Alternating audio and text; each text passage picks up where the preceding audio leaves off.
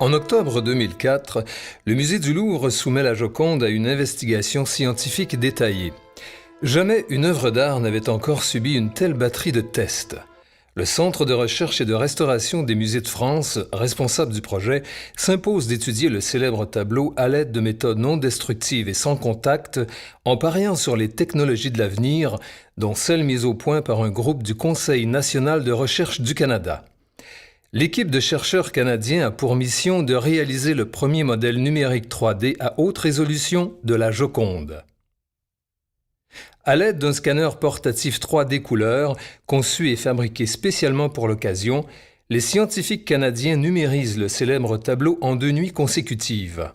Ces séances de travail, qui totalisent 16 heures, ont permis aux chercheurs canadiens de balayer la face, le revers et les bords du tableau à l'aide d'un faisceau laser blanc de faible intensité réglé pour ne pas endommager la peinture.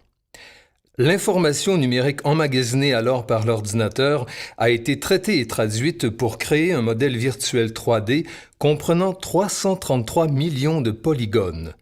Ce modèle peut être affiché sur un ordinateur personnel et ce, sans le surcharger.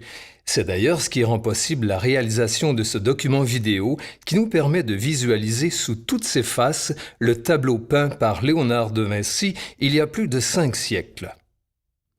Grâce à ce modèle virtuel, on a réussi à documenter davantage les déformations subies au fil du temps par le support du tableau.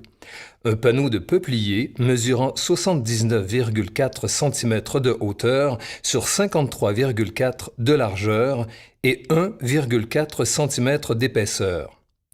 En créant des vues des faces avant et arrière, puis en les confrontant, on arrive à mieux comprendre certains dommages apparents sur l'œuvre, comme cette fissure de 11,9 cm qui traverse le panneau dans sa partie supérieure.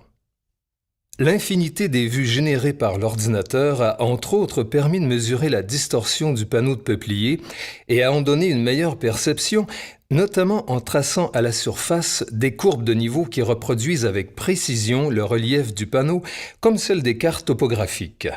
Elles montrent clairement l'effet de gauchissement. Chaque courbe de niveau correspond à une couleur et indique une variation de hauteur de 1/2 mm. Entre le point le plus élevé, qui correspond à une courbure convexe dans la région autour de l'épaule gauche, et le point le plus bas, qui se situe au pourtour du panneau, il y a une différence de 12 mm.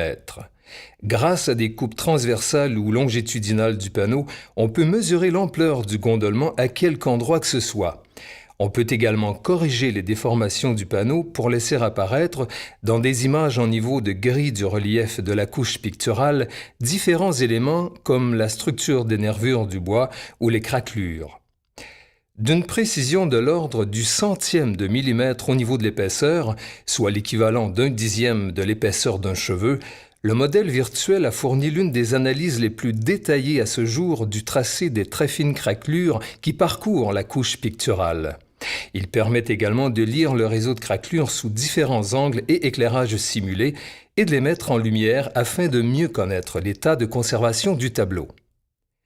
En plus d'offrir la possibilité de créer artificiellement un ombrage à partir d'une source lumineuse orientable à volonté, un traitement mathématique plus avancé des données 3D a permis de faire ressortir la finesse de la superposition des couches de couleurs et tend à confirmer, entre autres choses, que les parties sombres, comme les yeux, sont plus épaisses et qu'elles consistent en une accumulation de minces couches de glacis, conformément à ce que beaucoup pensent être la technique du sfumato employée par Léonard de Vinci.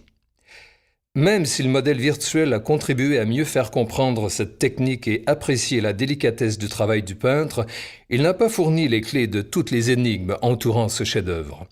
Ainsi, la façon dont Léonard de Vinci a appliqué les couches de pigments et d'huile demeure encore aujourd'hui un mystère à demi élucidé.